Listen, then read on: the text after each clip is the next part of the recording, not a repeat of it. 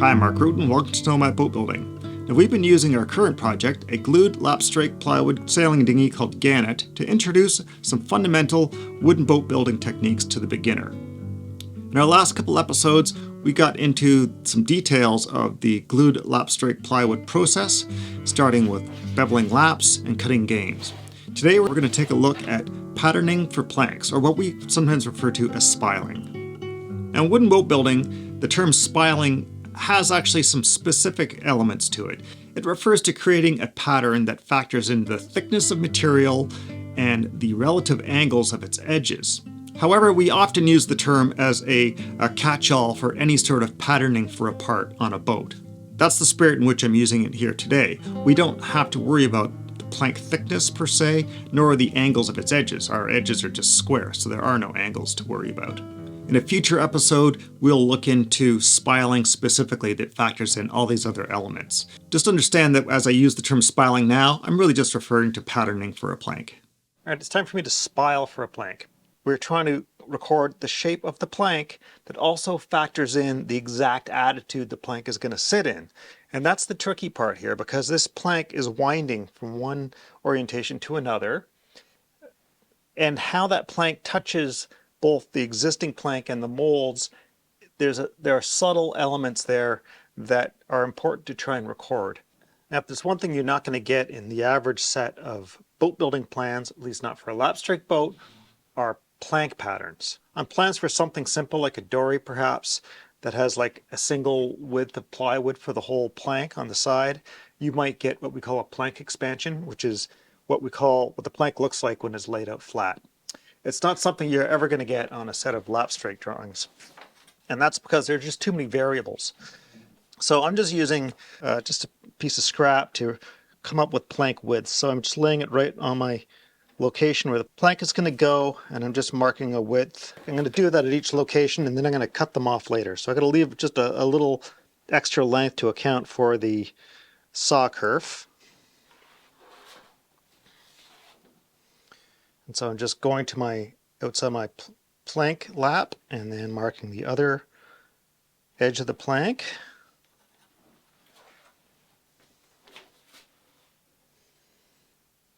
There's a very popular method of spiling that uses a set of dividers or a compass to mark little arcs on a batten. That works fine for some types of planking, like Carvel planking in particular. It does not work well for Lapstrake planking.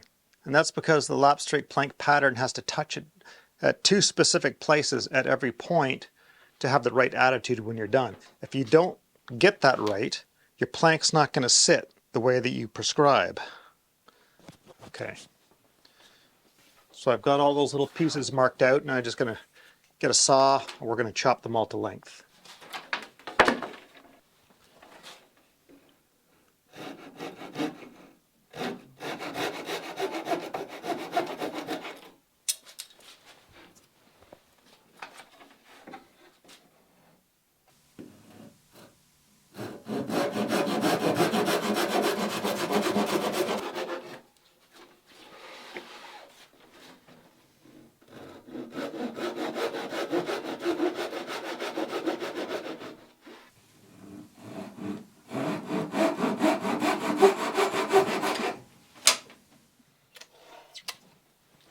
Okay, now I'm going to take these sticks, place them on the molds at their appropriate locations.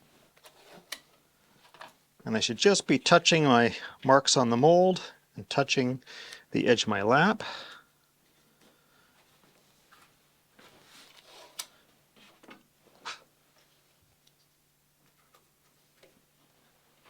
And we need to tape them or secure them off of the middle of the stick because we need to have access to the middle for the next step.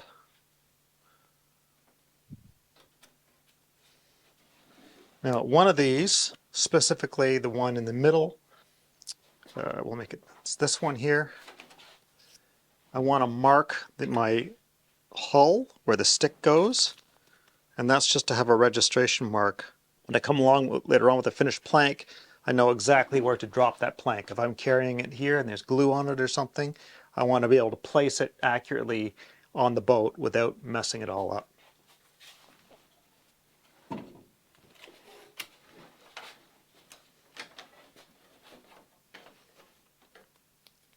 So there's one more bit of information I need, and that's the width of my plank here at the stem. So I'm just going to use a short piece of door skin here. Just tuck it up into my gain, nice and tight, and then run it a little past the stem. What I want to mark off is where my next plank lands. It's right about there. And so what I'll do is I'm just going to chop this down a little bit narrower. And so long as it touches up here and touches my finished spot down there, I can mark the inside shape of it. So we're going to go chop that out, and then we're going to tack this in place on here.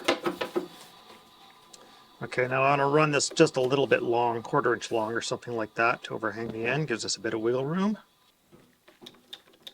We'll just clamp that in place.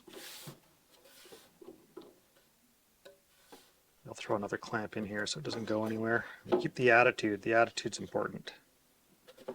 There we go. Perfect.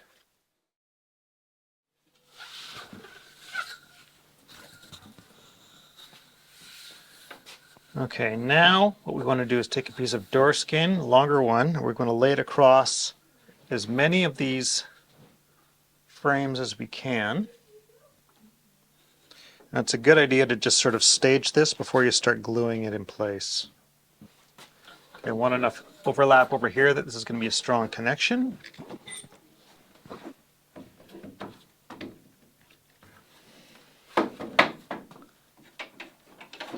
Made my molds just a little too deep. It's throwing me off. I can't use my quick grips.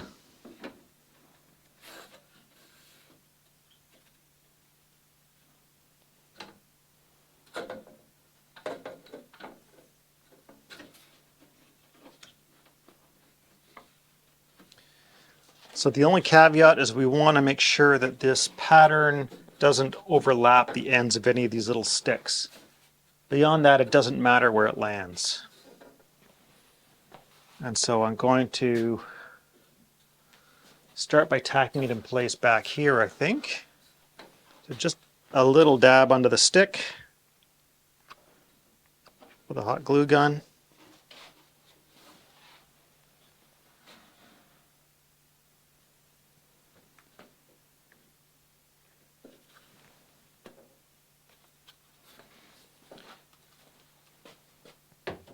Okay, now the important thing is that this batten isn't wagging around. It needs to be lying nice and neutral.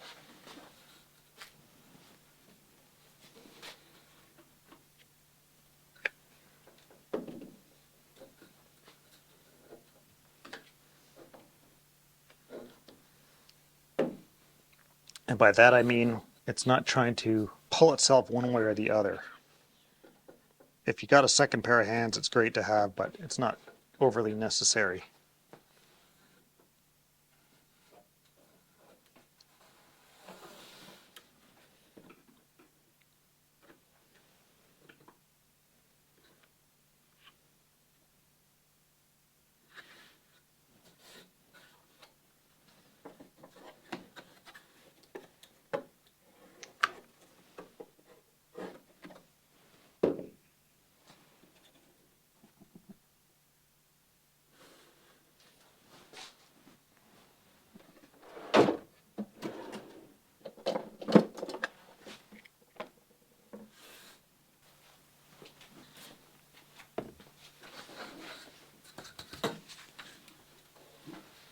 Okay, then we do the same at the back end, and we need to have a gusset that spans the two to connect them all together, obviously. It actually helps if you're not just overlapping the two halves, because sometimes it'll impart a little bit of bias in the way that it lays down. So you notice I'm just taking my time, just a little dab under each side just to make sure it's going to stay put. We don't want those sticks moving. Okay. And if you got a cordless glue gun, that is gold for doing something like this. There's nothing worse than wrestling a stiff, mangly little cheap glue gun cord when you're trying to do things that are gentle. Now this step is the most critical stage in the planking process. If we get this right, it's smooth sailing.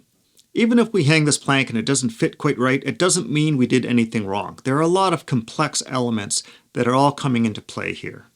So we just do our best to try and get it right, and we cope with the rest. There's always a way to fix any issues. So now we just very carefully release the pattern. Now we want to make sure where it's going to go to is free of obstructions, because once we've released it, we don't want to drop it on the floor or jostle it in any sort of violent way.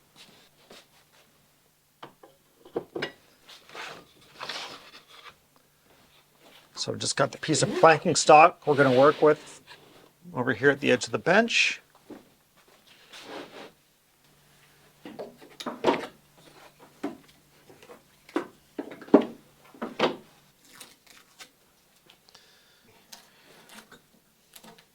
Start pulling the tape off. We'll work from both ends towards the middle. I think it's important to remember to do that, because you could find yourself suddenly at one end fighting to hang on to something that's about to flop on the floor and get distorted. We really don't want to distort this. It's a delicate operation from here on out. On larger boats, I've even put little sticks across from the planking bench to the mold. Clamped a stick across here so that I can carry this down and across without it flopping around and getting distorted. This is a light spiling, so I don't really have to do that, but something you can certainly do. This guy's glued itself down to the mold a little bit. Well, maybe.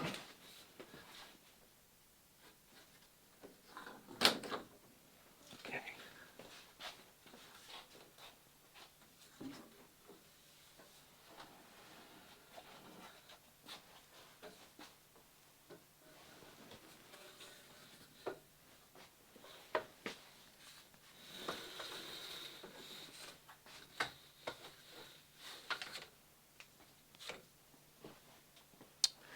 There we go. It's onto the planking bench, and now we can cut out our plank. Now I scarfed this planking stock right in the middle, and so in order to stagger where the scarfs land, which is good practice, I have to shift this pattern from one end of the plank to the other end of the plank on each pass. So on the last one I was near the front end, so this one I've got to shift this all the way to the back end, and that's staggering these scarfs roughly 2 feet apart. Now, to be honest, scarfs in plywood glued with epoxy are so damn strong, I wouldn't worry about putting them right in the same line. No. I think it'd be perfectly fine, but it is good practice to stagger them, and so we'll do so. And we want to just shimmy our pattern around a little bit, make sure that it isn't being hung up on anything. Especially if you need to want to move one end, just to make sure it isn't kinking in the middle for some reason, you want to kind of gently shimmy it into position. Okay, now at the tail end, I want to leave at least ½ inch, 3/4 of an inch of extra length past the transom, because that's the one area that if we need to do a little bit of extra maneuvering or have to shove it forward because something's screwed up, that's the one place that the shape of it is fairly docile, we'll say. So it's kind of a parallel plank at that point, and it's easy to move it forward and aft a little bit. At the bow, that's not the case. Okay, now when I've got it where I want it, I'm just going to drop some weights on top of the pattern here. Now in the past, my standard operating procedure is to put finishing nails in at every mark. I'm starting to do things a little bit differently. We'll start by just marking at each of these tabs.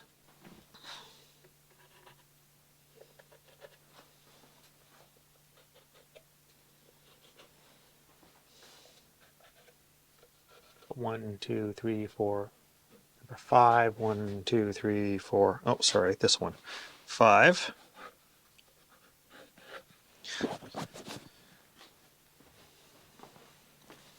Weights to the side. And what we want to do is preserve this pattern just in case something goes awry. We need to come back to it. It'd be nice if it isn't ruined.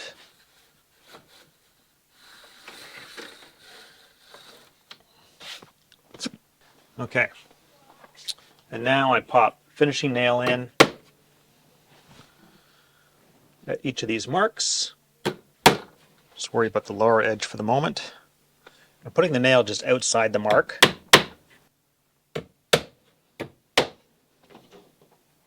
And grab the batten. I drop it on here. And I'm just going to use my weights to hold it in place. So one at either end.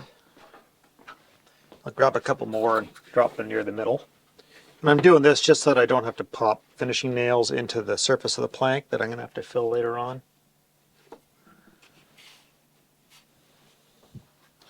So we just want to have it touch at the nails. Okay, now this is where we have to try and dial in the shape of the plank a little bit. I mean, you should have had all the marks on your mold applied with a batten attached to the mold so that they're all in sympathy with each other. Simpatico. But there's always one that might be out a little bit. So the trick is to figure out which one that is. So I've got the batten kind of rising up here a little bit. It looks like this nail is the one that's out of whack. So we'll just pop that one out and let it just spring. Sometimes the one that you think is out of whack is not the best choice, and it might help to take a closer look at how the batten's reacting. And maybe it's not this one, but another one that's two nail places further in a different direction, that if you pulled the nail there, everything kind of works a bit better. So the goal is to try and find that point in your line of marks where there's the least possible variation from what you've marked off the mold. We want to sight down our batten. If everything looks good, we're just going to mark it.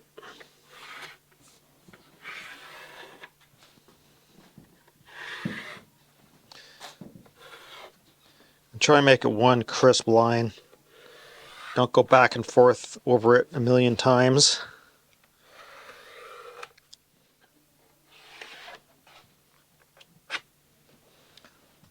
And we want to extend these marks a little beyond wherever the end of our plank is, just so the saw has a guide, has a line to follow. Pop our nails and we move it to the other side.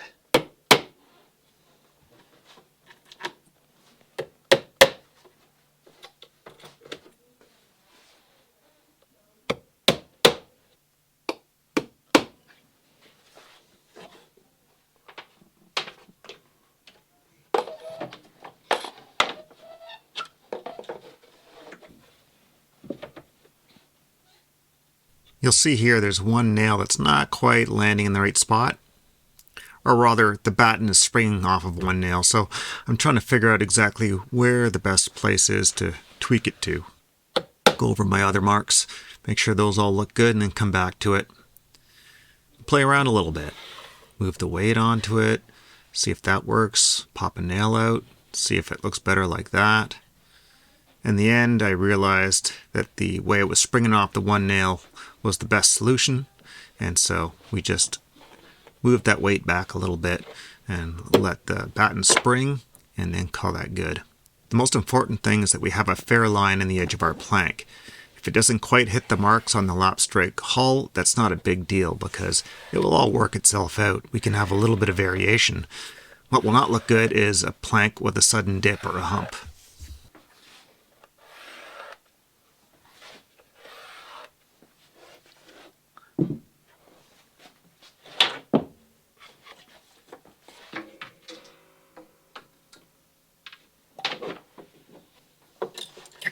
Collect up our nails.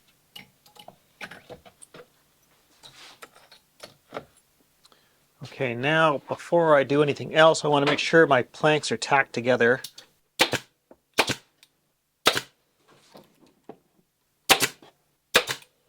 Now we get out a saw and we do the cutting. So I take my circular saw here, and I've got some scraps on the bench above my next batch of planking. And I'm just making sure this saw is not going to hit that, but it will get through the first batch. So setting about a 1/2 depth below the planking here. I find it's easier to just freehand it with a circular saw than it is to try and wrestle this any other way. A jigsaw is a disaster for something like this. Yeah, you can use it, but it's really not very efficient. Very slight curve you have here, any circular saw set to a minimum depth will do the job just fine.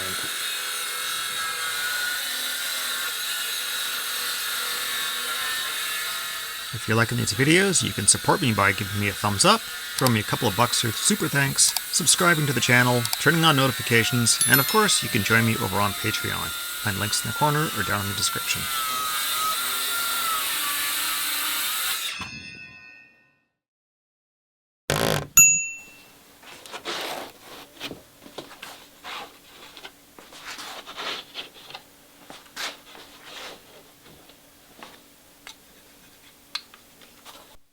Now this planing technique I'm using is a variation on using a shooting board, which is a common jig we find in the fine furniture and general woodworking world. I learned this technique from Lou Shazad of Tips from a Shipwright. Big shout out to Lou for providing some great ideas and techniques, and sorry for butchering your last name, Lou. I can never seem to get it right. What's great about this technique is it not only helps you to shape the edge of your plank into a smooth curve, but it squares up the edges of both planks to get them nice and even. Now you probably notice I only cut the one edge of the plank, and that's because I wanted it to have more mass for this planing technique. But with the plank edge smoothed out, we can cut the other side out. So we'll do the same thing. Use a circular saw, cut as close to the line as we can comfortably, and then we'll plane off the other edge.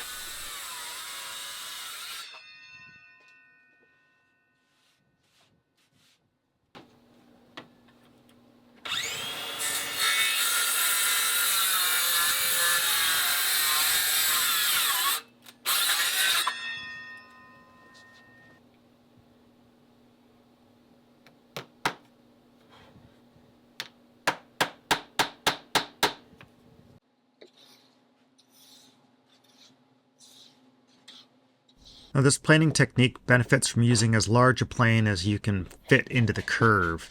So I'm trying out my smoothing plane here, see if I can get it to bite. Might be a bit too much shape here, because I'm only getting a few spots where it's catching. Towards the back end it'll probably fit better. Now that we've got our planks cut out, we can hang them on the mold and begin the fitting process. But we're going to save that for the next episode of Building Gannet. I want to thank all of my followers on Patreon for supporting these videos. If you can help me out on Patreon, I really appreciate that. You can find links in the corner or down in the description. So that's all for today, folks. I hope you join me next time on Building Gannet. See you later.